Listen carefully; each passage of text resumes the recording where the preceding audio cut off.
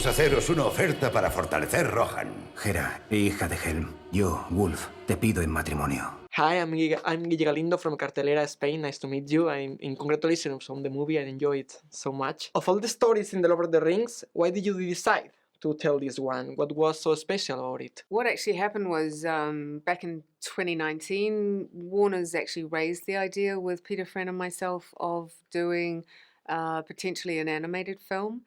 And we weren't against that idea. The problem was that we needed to, what form of animation and then which story. So in that process, we began to understand that whatever story it was, it needed to stand alone on its own, because we didn't want it to, we wanted it to feel fresh. So we didn't want it to necessarily have anything to do with the Ring or the Dark Lord or, you know, the War of the Ring that was going on. So we wanted it to introduce fresh characters to the audience, and we wanted it to not necessarily have to rely on our main characters from the existing live action films. And then that actually became quite a hard thing to marry, you know, that the idea of that form and that story. And it wasn't until, I think it was about 2021, that during COVID, Warner's suggested the idea of an anime film. And as soon as they said anime, for some reason, this story popped into my mind. And I thought, I think I know exactly which one to do. And it was this one. This story comes from Appendix A of The Lord of the Rings, but in it, Tolkien gives neither voice nor name to Guerra. Yes. Why did you decide to make her the main character, even modifying part of the lore? Yeah. So when you look at the story that's the threads of the story that are in the book, it's only a few pages of story in the book. We expand it out because throughout the other three books, you know, of the Lord of the Rings, there's a lot of information that you can glean about the Rohirrim. We were able to draw upon Éowyn, you know, as that within that tradition of the Shield Maidens. But actually, just as a screenwriter, not as a fan of Tolkien, and setting Tolkien aside, if you actually look at the tale as it's told on the page, you begin to understand that that unnamed daughter is actually at the heart of the conflict. You know, at the beginning, she is the thing that they are fighting about. You know, whom she's going to marry. And so she has no agency at the beginning of this story. And that became really interesting to think about, well, what did she think about that?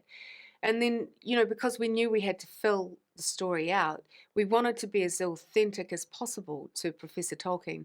So we went back into some of the Anglo-Saxon histories and things, and we looked at those women that existed and what we could draw upon. Real women like Athelflaed, who was a princess whose father was Alfred the Great, who ended up having to defend her people against the Vikings. You know, so there were lots of threads of story that we could draw upon, and it became just purely, simply in terms of telling a story. Who was the strongest character to tell the story? It was always going to be her.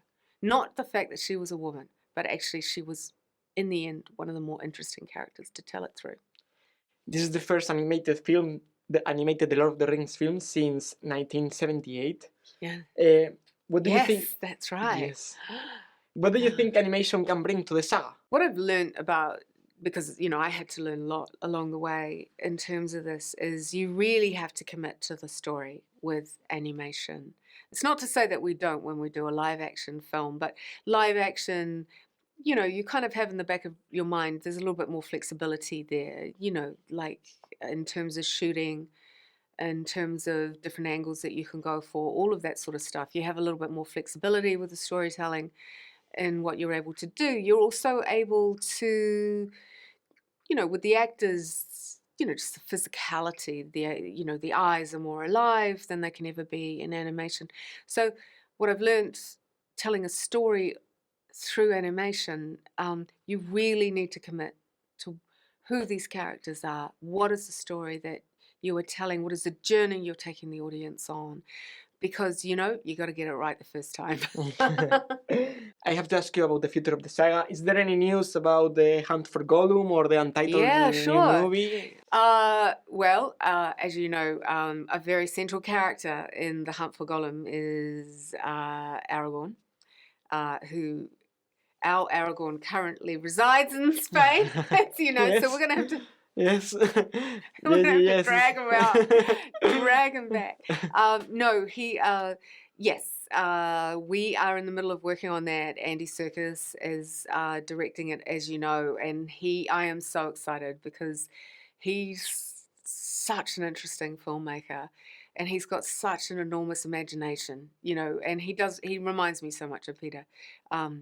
He's really enthusiastic. He's really open to other ideas, but he also has a really strong sense always of, I think being an actor, he's got a really strong sense of storytelling innately within him, and maybe carrying an audience with you, you know. So that's the process that we're in the middle of doing right now. Can I tell you, I'm getting really excited. Wow. I am. Because, you know, you're always like, oh, I don't want to tread, I don't want to go over old ground. You know, is there enough story there? What's interesting about it? I mean, the audience already knows what's going to happen to all the characters. And you're like, wait. No, there's a lot there. So, yeah, it's pretty exciting. Wow, I'm so excited too. Yeah. I'll give you one little thing. Okay. So we know Gollum is caught by the mortal orcs. Wow. And he's taken into the Dark Tower. So guess where we get to go? Okay, thank you. I love it. Okay. Thank you so much. Okay. Thank you. I enjoy the work there. You did? Yes, oh, a lot. Great. Oh, great. So thank you so much. Great, thank you.